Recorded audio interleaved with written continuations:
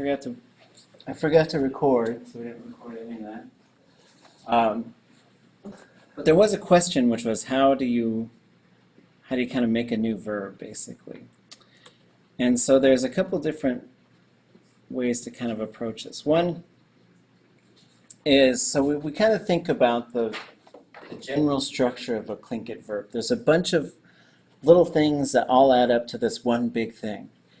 It's not the same, but this is a common thing across North America. There's a bunch of little parts that kind of come together to make something. That's how Mohawk works, this is how Tlingit works, this is how Navajo works. Other languages, and they're not all the same, but they do have like a similarity in how they do this. It's not universal, but it's very common.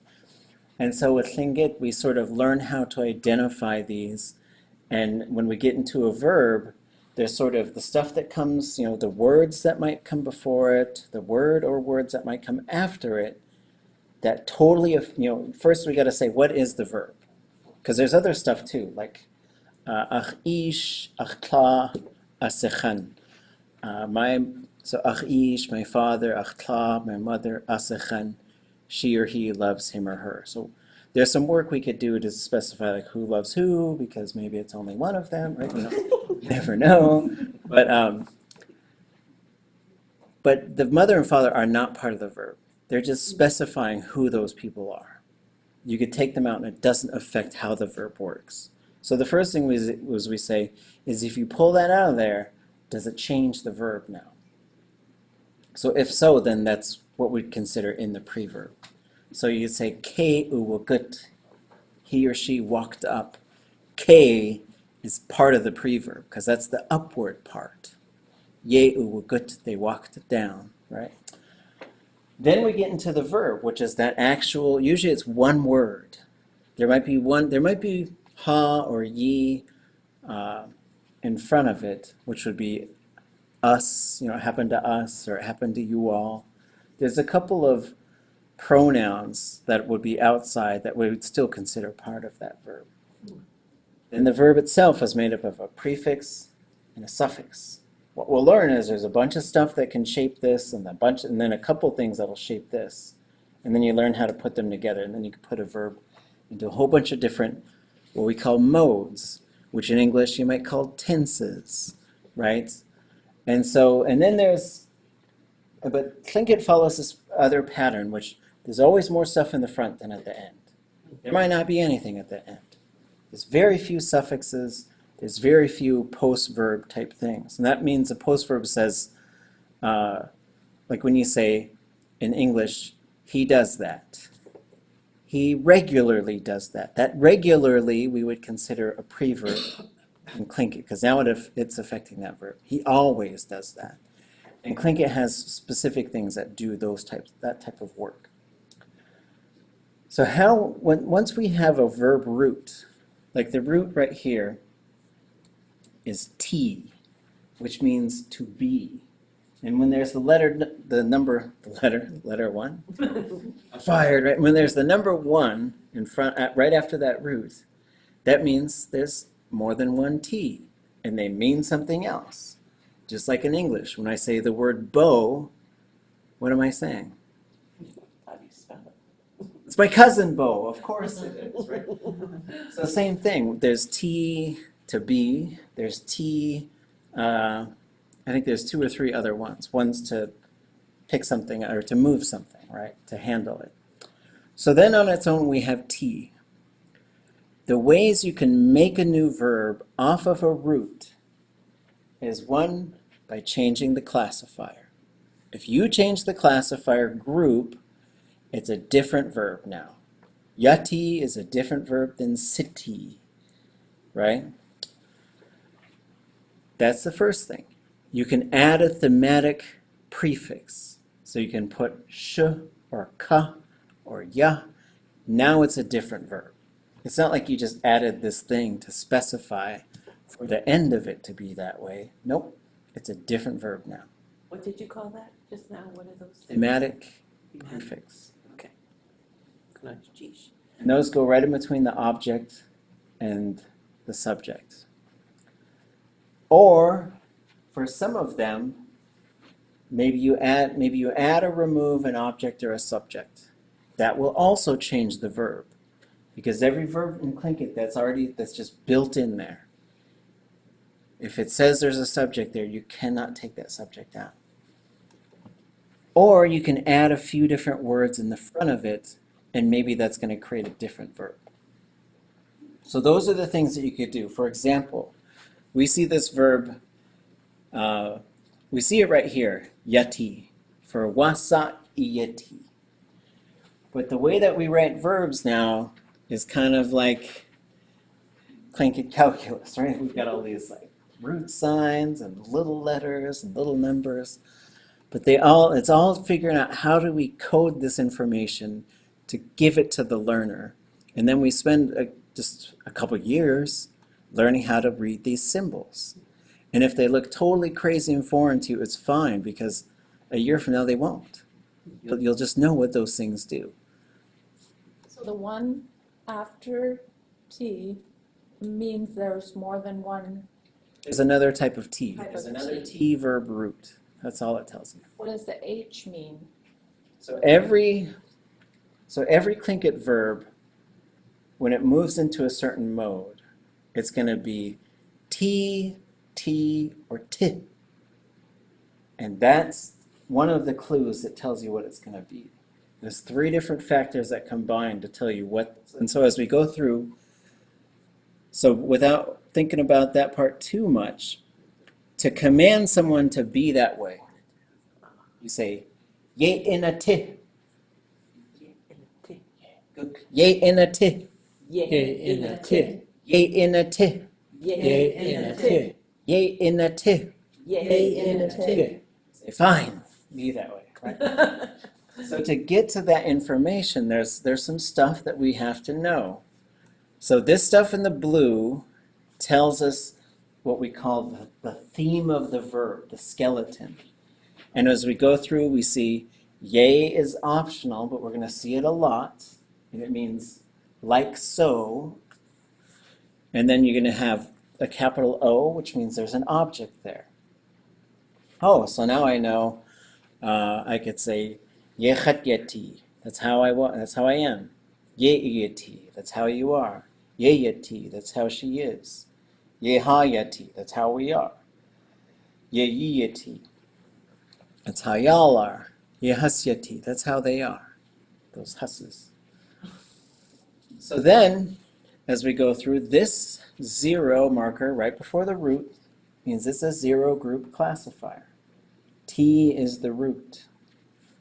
And we're going to learn how to use all this stuff. Like I would say, don't worry about it too much now, but you can certainly, as we go in, we say it's a na state verb. That's why we know it's going to be inati. The na, we hear it right there. Pops up in the command form. Ye inati. Right? Don't be that way. That way right now, ye yeti, not that way, keshye uti. And you have used this verb right here. Keshwasa uti. That's it right there, right? Keshwasa uti. Wasa ute. Keshwasa uti. Wasa ute. And so this is, and we could go down here to wuti, keshye wuti. Someone says, I saw you last night downtown, you're real drunk. I say, keshye chat wuti. I wasn't that way. Right? So this is, and so as far as how to start using this stuff to start encoding like information, it gets, and there's a bunch of these T verbs. So we'll see to be somewhere. We'll see to be next to somebody, right? I was with my mom. To appear before someone. To remember or to bear in mind. To affect somebody. To be concerned about them. To be like it. To be that color. To be, to need it. Right? So itina khat yati, itina khat wuti, kashatina khat uti. It's all, the verb is going to take the same shape in all these different forms, but there'll be a few more things before it. Tuqa, tuqawuti. That was pleasing to me. That was nice. Khaiqa, to be obedient. Tlayeyewuti, it was still, calm, overpowered. This is where you could say achluchu achkanachyewuti. Achkayanachyewuti. My pee was overpowering me. I had to go to the bathroom. Tuwati, to want to do something. Shtuqadati, to be grateful. Ayaudati, oops, that's a different one. No, I guess that one's ayaudati, to be windy. To expect, to postpone, to be a member of a group, to anticipate. There's a whole bunch, right? And so we're going to reach the overkill if we haven't reached it already. But this is how, there's some key sort of meaning that's contained in the root, and then there's a bunch of stuff you can do to create a new verb. But then what we do is we start building our inventory of verbs. And we start by just sort of saying, let's just keep looking at the weather, right? So, kuwati, like there's the weather to be that way, right? Yeah. Wasa kuwati. Wasakuati. Wasa kuwati. Wasakuati. And these are all what we call state verbs, for something to be a certain way, right? So just like you could say chatyake, iyake, yake, hayake, yiyake, hasyake, you can also say, this is a different verb though, kuwake, Kuake. kuwake, Kuake. or if you're in Sitka, kuyake, Kuyake. kuyake. Kuyake. The weather is good, right? So it's just, and there's a couple of different sort of weather-specific verbs, and this is one of them. Then I put a whole bunch, because I don't know what good weather is. Is that relative? I don't really know. Does it always mean it's sun shining and hot? So that's not always, I like cloudy weather. Anyways. So for the sun to be shining, Audagon, Audagon. Audagon, Audagon. Audagon. Audagon. Some old people in Yakutat, we used to hear them say Udagon. Audagon. It's pretty fun. But this one's different, right? So Audagon, the verb root for this one means to burn or to light. So there was a place called Kawagunihit, and that's where then you get Kawagunihit Ton, and it just contracts over time, and you get Kagwanton. So this gun is to light or to burn, because that's what that thing does, right? If it's cloudy, Goose, Goose. Goose, Goose. Goose, Goose. Goose. Goose.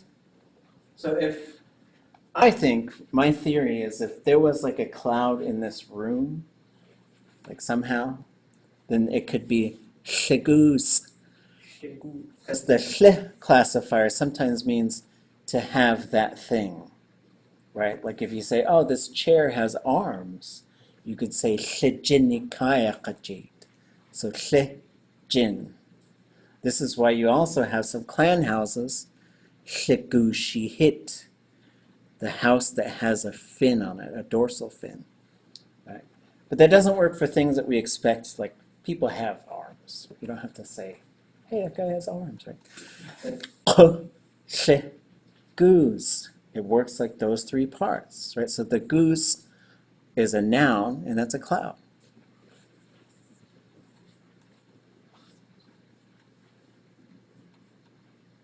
Okay. To be hot weather. Kuwata. Kuwata. Kuwata. Kuwata. Kuyata. Kuyata. Kuyata. Kuyata. How do you think I would say that thing is hot?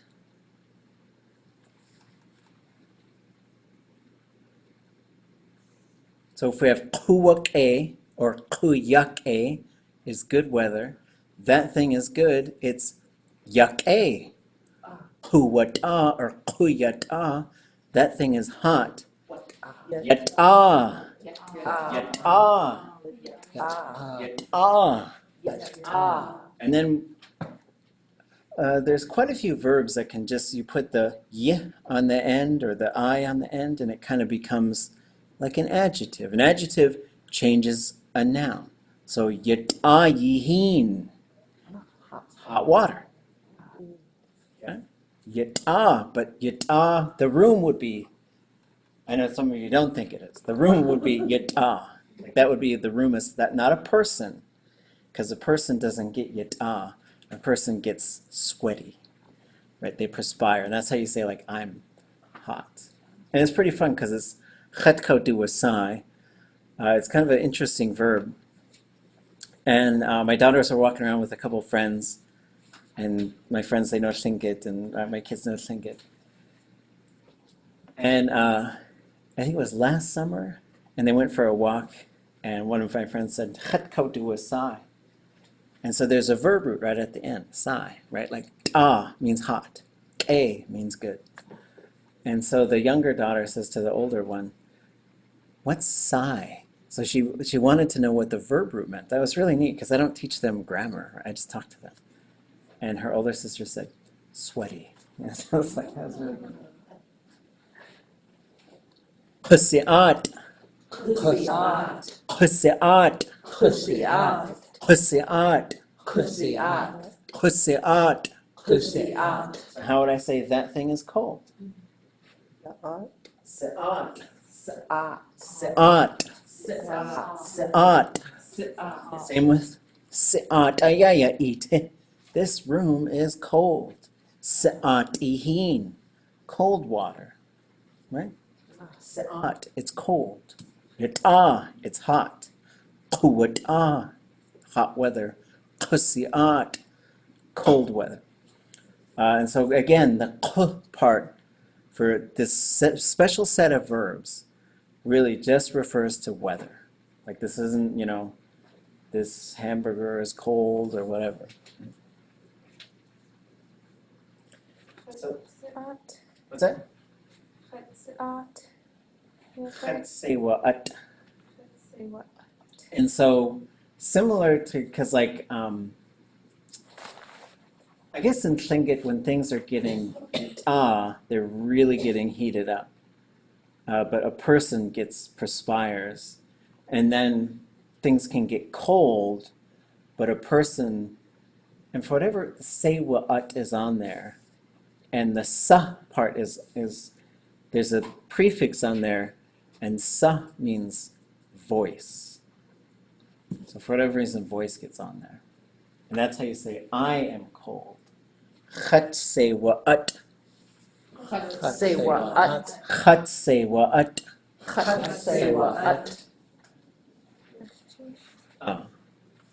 So then when we get into these weather verbs and the ways that we can use them, maybe I don't have a window. Maybe I'm just lazy. I'm like, kusi'ataka. Kusi'at. Kusi'ataka. Kusi'at. You say, ah. And I'll put on my warm clothes, right? Ah, kusi'at. Kusi'at. I say, cake, kuwata. Cake. Kuwata. That's how you can ask, is the weather like this, right? Because then we got to know how to prepare. And then we can use this stuff eventually to say, is it going to be cold? Is it going to be hot? Is it going to rain? And so then we can get into some speculation. Right? So here we have yes and no. Ah. Cake. Ah. Cake. And then really. Kunach. Kunach. Kunach kuwata. Kunach kusi'at. And we had a request, so you could say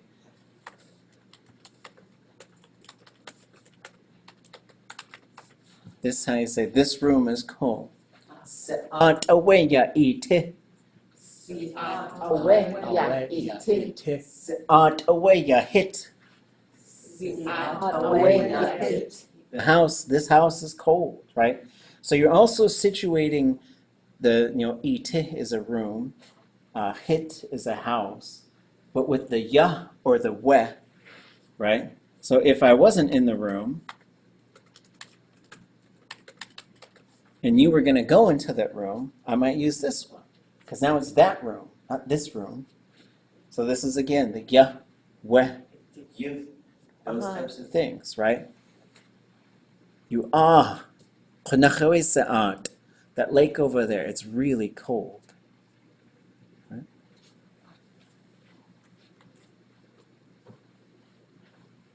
I don't know how many times we Khunach. So this is an adverb. It modifies a verb.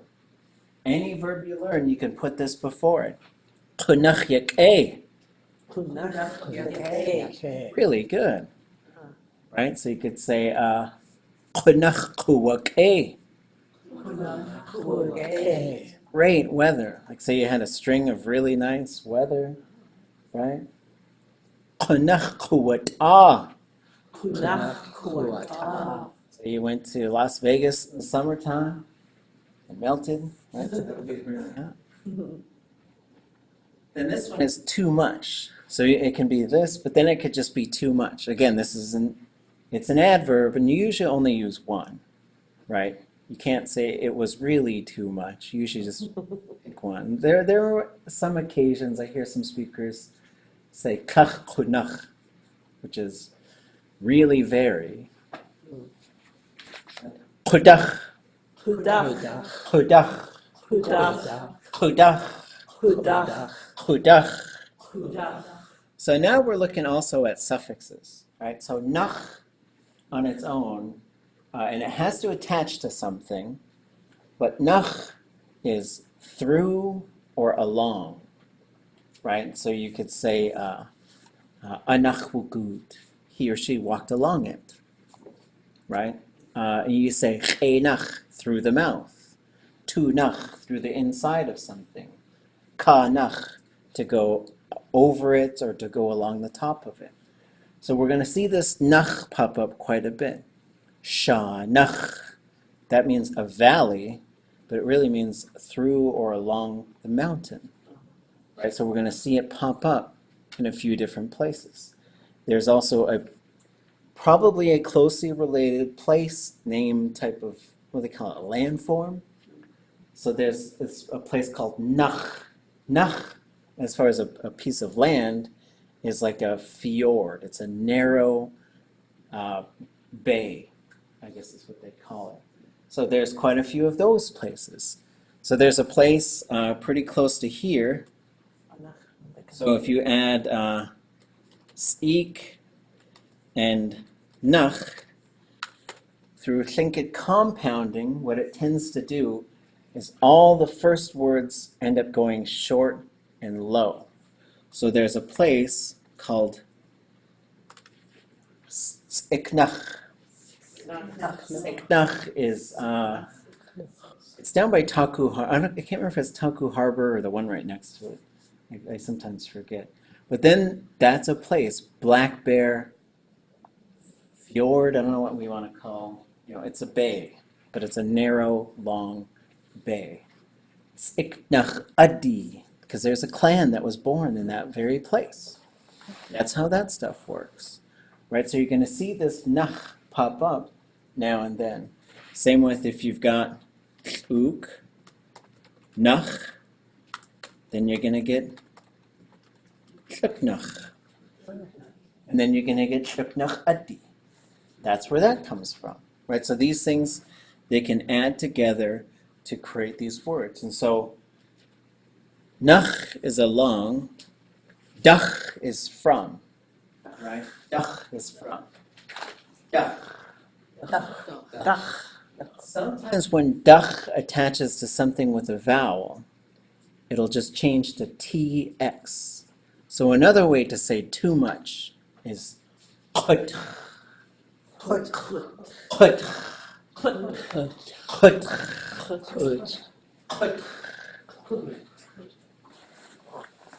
So then you could say Kusiat. Maybe it's January.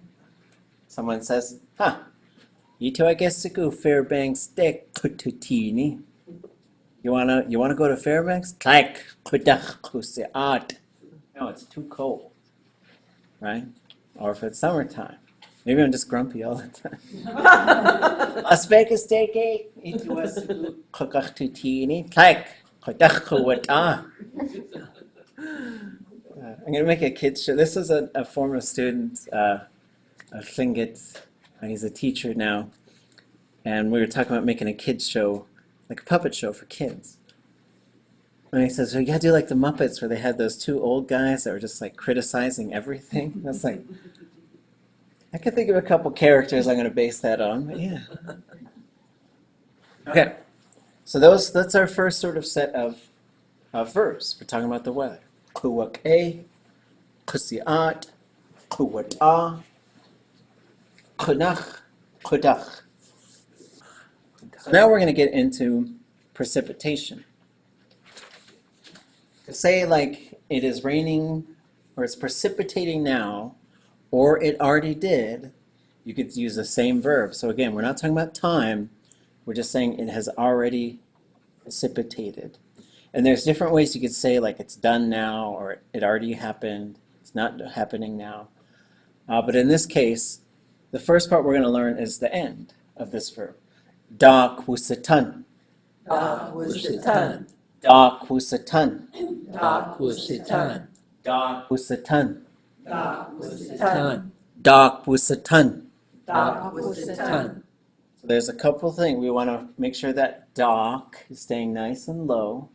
And then wusatan, we've got it nice and short, and it's high. So now we're focusing on these sort of things, the tone, the length, right?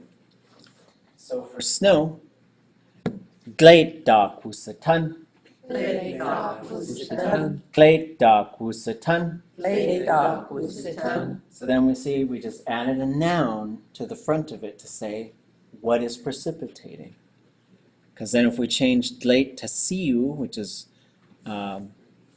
rain, siu da kusatan, Siu da kusatan. siu da kusatan. Siu da kusatan.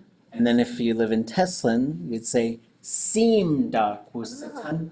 Sim da kusatan. My buddy up there who loves puns, he says, seems like it's gonna rain.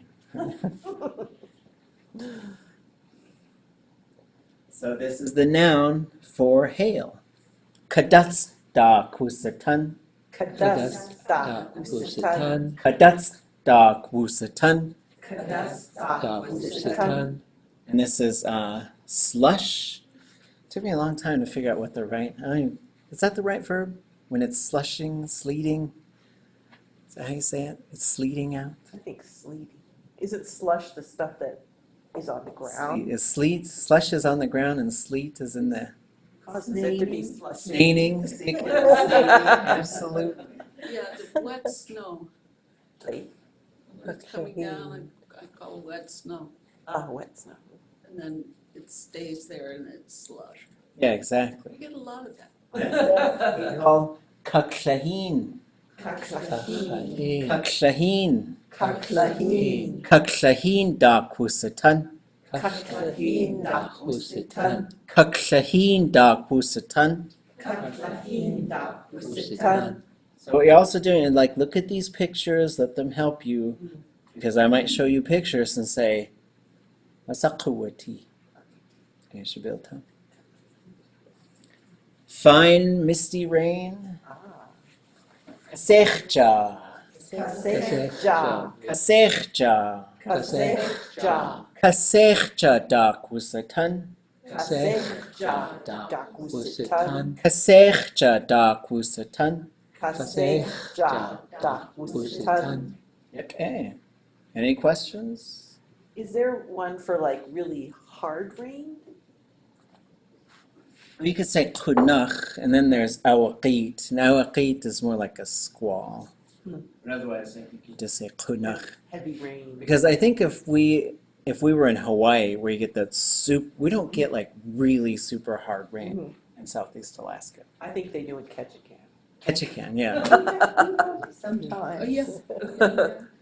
It's pretty rare though, right? Like This last summer where we had some record rainfall, it was raining hard. yeah, I guess there was like, and you know, and like for days too. When was that?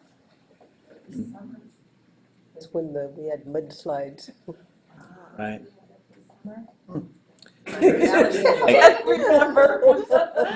There's one for a blizzard. Wasn't it in June? Yeah, we had a spell of rainy weather. Yeah, Oh, really? That's gone also. And it got nice again. yeah, it was probably in June, Yeah. Summer, mean weather. because Sunny. July was really nice. Mhm. We had a good, Yeah. a couple weeks ago, a good day of rain. Mhm. We have that horizontal rain like in the Aleutians. Oh, It that. comes this way. Coming down, it's blowing so hard.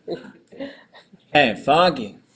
Kutigwats. Kutigwats. Kutigwats. There's the k on there. The d is the classifier. Gwats is fog. Stormy or windy. Ayauditi. Ayauditi. Ayauditi. Ayauditi. Ayauditi. Ayauditi. And a blizzard or super heavy snow. Ayakawadan. Ayakawadan. Ayakawadan. Ayakawadan. Ayakawadan. Ayakawadan. And then bad weather. Keshkushke. Kleshkushke. Keshkushke. Kleshkushke. Keshkushke. Kleshkushke. And then to be weathered in, to be stuck, you can't go because of the weather. Chatyawasik. Chatyawasik. Chatyawasik. Chatyawasik. Chatyawasik. Chatyawasik. So here's, what can we notice about this one?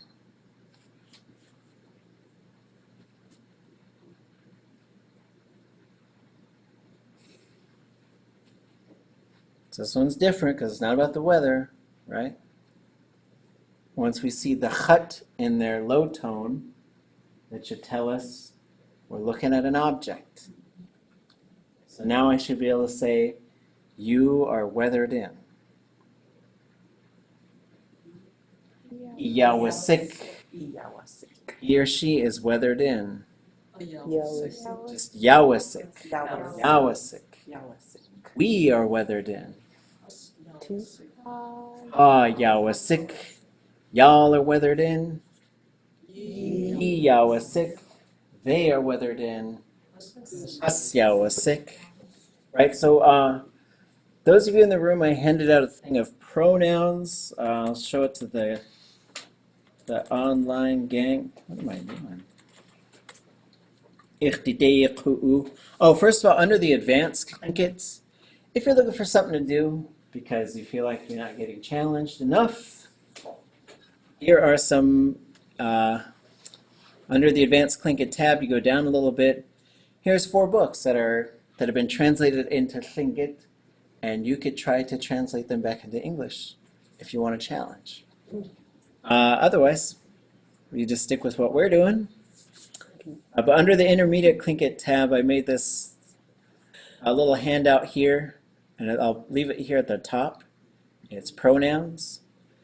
And so this is just a sheet that you can use to start sort of keeping with you, perhaps. I think at some point I'll make some of those little 5x7 cards. I'll give them to you guys, these handouts that we made over the summer in the interior. What we go through, we've got independent, possessive, object, subject, postpositional. We haven't really looked at postpositional yet. There's a few different verbs that like to go to somebody, right? So I'd say, I'in kachwanik, I told you. Du'in kachwanik, I told him or her. And so that's what these are for. Gunashish ach yitletu. Thank you for teaching me. Gunashish ach in yitletu. So there's a couple things to note as we sort of go down. These are the most commonly used pronouns. There's some more, but we don't look at them until like a long time from now because they're pretty fun. But then we have first person singular, first person plural. The me and the us. Second person singular, second person plural. The you and the y'all. Third person human, he or she. Third person non-human, it. Right? And you can make your own judgment on if you have pets. They're usually, I usually would say huh or de, his or her. And then third person plural, we have a fourth person human, somebody or people. We have a fourth person non-human, something. We have this reflexive to the self, right? When they say mind your words, it's the self thing is going to pop up there. And we'll see it in the front of a verb. A lot of the verbs that start with this shh, like you'll hear people stand up, they'll say, shawudaneh, self-respecting people. That's what that means. Then there's what we call reciprocal, which means to each other, not together. So we say, wuch in watuwacha. We ate together. Whoosh watudacha. We ate each other, right? So a little bit different. And we have some fun because we're doing some cooking verbs in advanced Tlingit. And every time we get a little mixed up with the subject and the object, and people will say, I was cooked, or you were cooked instead of you cooked. So these ones are green because they are outside of the verb.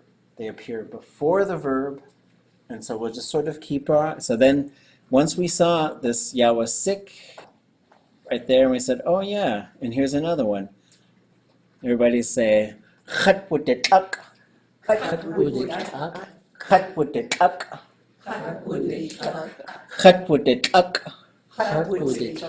I bought this image off of somebody because it was impossible to find a safe for work image for like doing an internet search for I am wet. So I was like, that was just such a bad idea. But, so we see like that is also an object. Once we start recognizing objects, we can come back here. I am wet. We are wet. How de tuck. You are wet. Ew de tuck. Y'all are wet. You de tuck. He or she is wet, like the dog. Would de tuck. And we're going to learn more and more how to do those things. Because then you learn a verb, you learn how to start using it to talk about, because it's just all about who we're talking about, right? What the thing is and who it applies to. Sometimes who did it to whom. Those are the big things we use for sort of communication. So these are the sort of, this is the path that we're sort of taking. So we got some basics, and we start introducing a verb, and now we're going to start looking at the weather, and there's some different verbs there. Then we're going to start saying, oh, well, it's going to be that way, or it was that way, and then it's going to change a little bit. And as we do this more and more, we'll look exactly at what changes, right? And you know how to do this in English, but it's not that easy, right? Like, how do you make something past tense in English? ED. You add an ED, but not all the time, right? I readed it. No, it's read, right? And you just know this stuff, right? And you learn this stuff. And so as you learn language, as you learn as a second language, it does feel unnatural. You have to get over that unnatural feeling and say, oh yeah, it's artificial, but I can naturalize it once I learn how to do it. That's the key to learning a language. And I know it's jarring for some of our speakers, and I understand, but some of them get upset because they see people using these formulas to make language, and they see it as unnatural. But it can get to it, we've got plenty of people who've gotten over that, chunk it together phase into this sort of let it flow kind of a phase. And so the big thing is just creating this safe space to say, it's fine if you said you were cooked. That's fun. That's funny. We can have fun with that. But then also we can just sort of look at making sure you have enough tools to be able to put things together in ways that you would hope to. Because then you'll get to a point where you can just start making sentences. And that's a really fun part to be at. Just say, oh yeah, I thought of this thing I'd like to know how to say. And look, I got really close, right? And that's really awesome. And we just need more and more people who are going to keep doing that. So next week, be prepared to tell us about yourself. We're going to do a little bit more get to know each other type of stuff. We'll maybe assign our first dialogue practice thing so you can pair up with somebody and just have fun. You don't have to make the most technically perfect, culturally appropriate, amazing thing. Let's just have fun. There was one semester where we just did puppet shows. I'll show you some of those. And none of them were culturally appropriate. They were just fun. They were funny, and then we had fun with it. Because if you're trying to do potlatch speeches at this point, I don't think that's the right way to go. You can get there, but I think it's too much to say I need to be culturally correct and linguistically correct and everything. Just like, let's just have fun. And then we'll keep doing this. We'll also start introducing some of these concepts like on the table, under the table, around the table, through the table, and all that other stuff. Slush.